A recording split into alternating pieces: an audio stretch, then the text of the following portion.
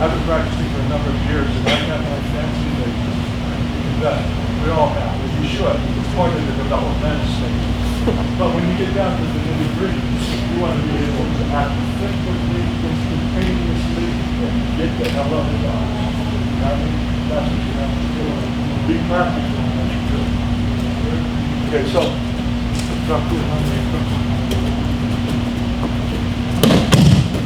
that's Minage. You can't always practice that hard, but you have to be aware. My biggest area that I like to cover is getting both hands up. Whether it's a practical application and or practice here, you have to protect your central nervous system. If the central nervous system is disrupted, you're in a world of hurt. It's imperative that you get your hands up to protect you, because the first thing somebody's going for on the street is going to be your head. You have to protect your head. How do you do that? By making it a non-target. That's why position is so important, how you respond. So from here, you know, here I'm coming,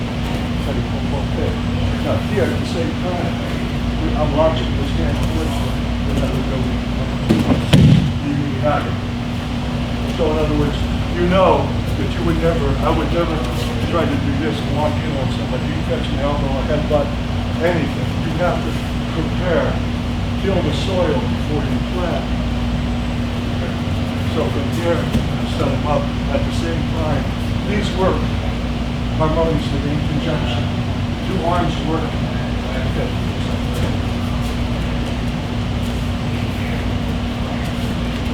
Now I can remember doing this so many times over the years. If I was in a big drum by a sensei, and I always felt that he always had my chin in his crossbones. So in other words, if you think almost like a gorilla computer in the chin, everything's here, the X is here, you know, and he's wired, he's going right for that. So what do? In any attack, you get offline. Why do you get offline? So you don't get hit. Get offline first. At the same time, you're launching here. At the same time. So you've got, again, positional advantage. From here, we've got innumerable options that we can do. So I want you to stick it, and I want you to do it slowly. Slow is smooth, smooth is fast. You can't do it slow, you can't do it fast. Why do we try to go fast as we can on a movement that we may not have any skill in? It's counterproductive. You're creating bad neurological connections. Then you have to unlearn it, rewire, and start over. Take your time. I always say speed will come. Speed will always come. Just be consistent at what you do. More importantly, be accurate. Take it all in stride. And you have to be patient. And I can allude to all these things because I've made all these mistakes. So it's coming from authority in that regard. I know what I'm talking about.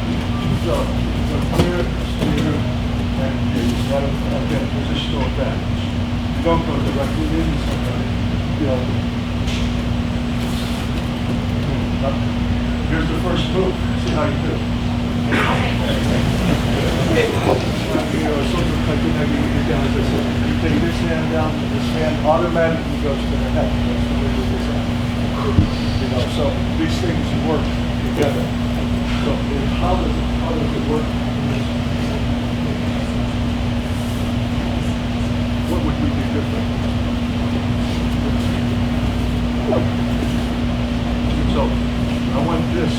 My theory is, or my method of teaching is, you create your structure, the geometrical structure, and then you move behind your structure. Create the structure, move behind the structure. Create the structure, move behind the structure. If you watched Sensei's classes, exactly what he was doing. He might not have been saying that, but he was creating the structure, the dynamic, and then moving behind it. So you always move behind the structure. See, my structure is established, how to move behind it.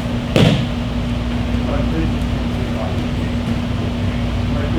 here, if I create the structure, I don't go like this, I create the structure. Whoops. You okay? That's a trick. It took me a long time to learn. So here, I don't go struggle here. I got my position, now I move behind my position. That's what makes Aikido work with the knowledge.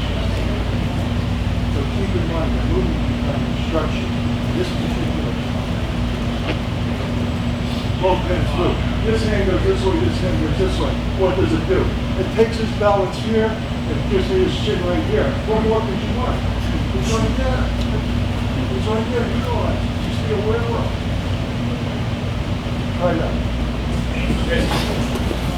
That's sort of my theme in my dojo for this training here is intent.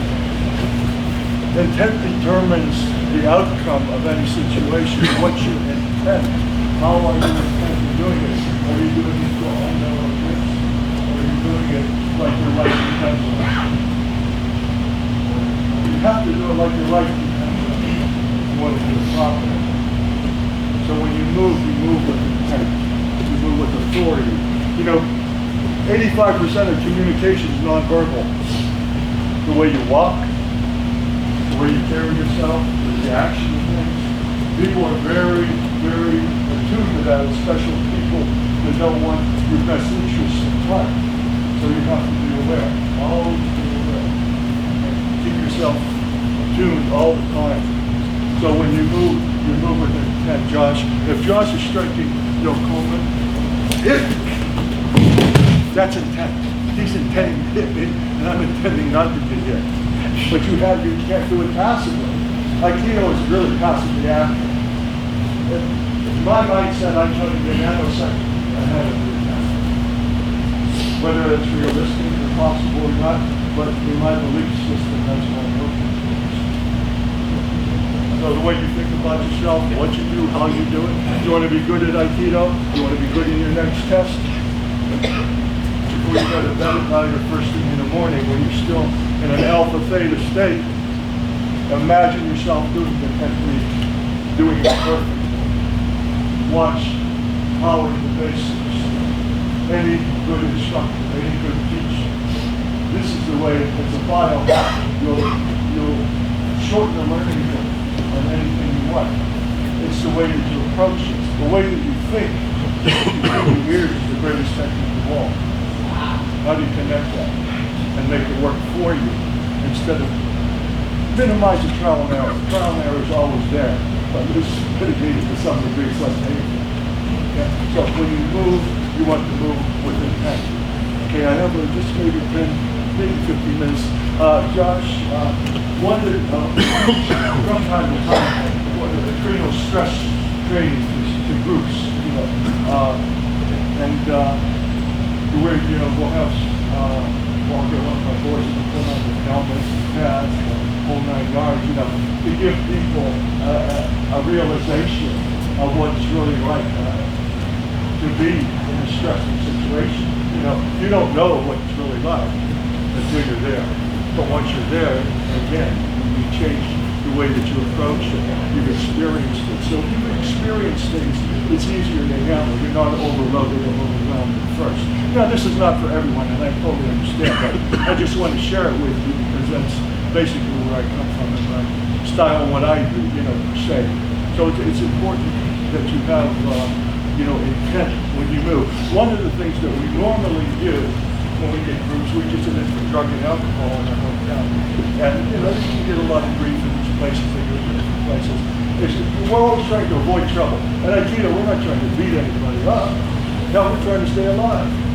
We're trying to survive. That's what you have to do. How do you mitigate the circumstance? How do you handle it? Okay? One of the things we always teach, if Josh is getting a little bit belligerent with me or something, in play.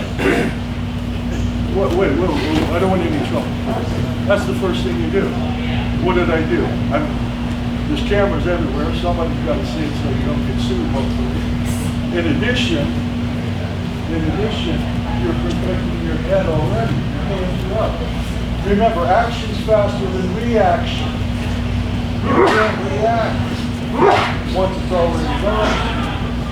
Action is faster than reaction. So you want to mitigate that. How? By putting my hands up. So if I put my hands up, you just grab them and grab it. It's like you're setting your partner up to be able to contrast see, I'm setting them up for a move. So in this case, if I'm saying, look, I don't want any problems.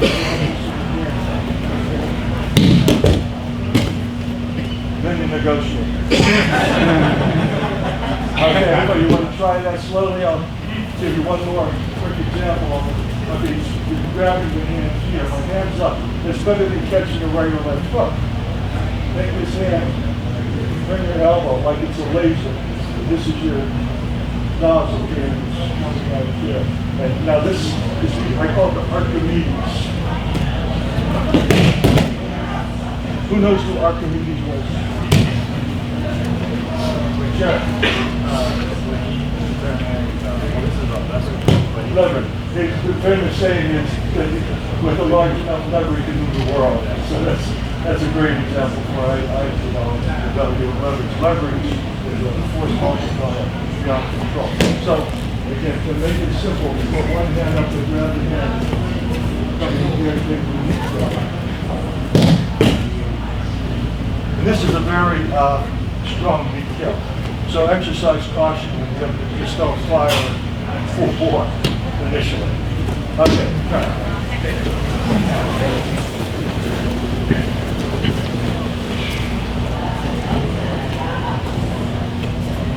Go, right? Anthony, right? Thank you very much.